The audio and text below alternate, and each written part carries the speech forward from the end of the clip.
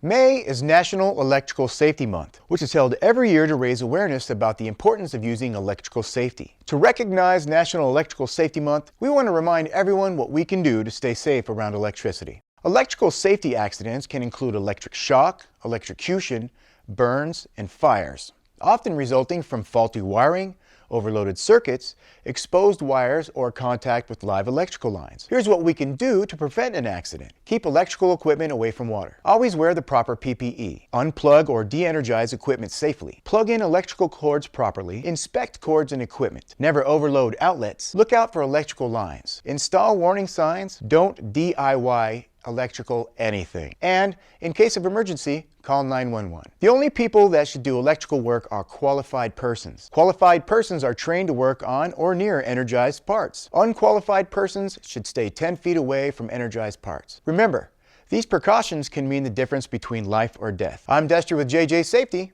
Thanks for watching.